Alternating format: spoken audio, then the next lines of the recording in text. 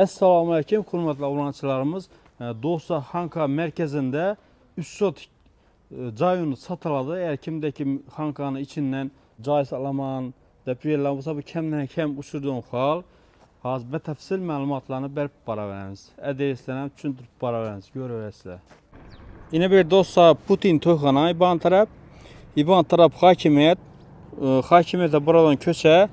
Yine bir pükenli, yine bir tek köşeğine tek köşe.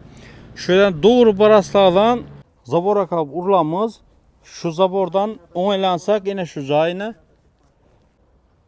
Yine görüyorsunuz tek köşe. Maşinalı bile ötmeydi.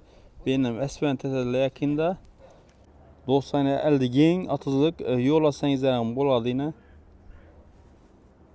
Dostlar karan. Yine bir 7 metre.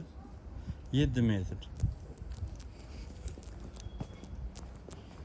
Bir de dostlar gaz şöyle ötkeldiğinden gazdan su svet problem yok. Cayını arkası bu.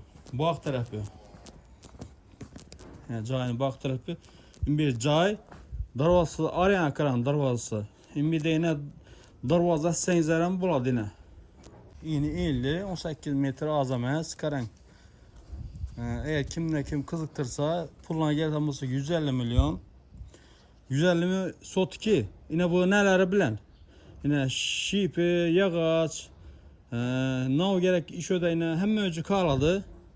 Eğer ma gerek mi vecler desenize gelişip belirledi. Kayıtladı ondan. Malkana desenize hem boladı.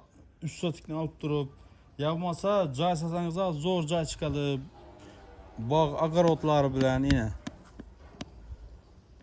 150 milyon gelişirdi olsa. Yani acayip cay. Uzunasına 17 metre. Uzunasına. Mindesine 18. 18'e 17 buladıdan şunda. Cay asanıza yine.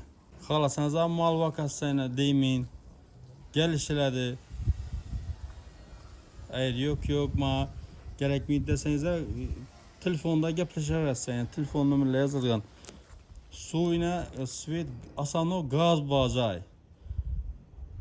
Şehre yakın şehrin içi. Yine.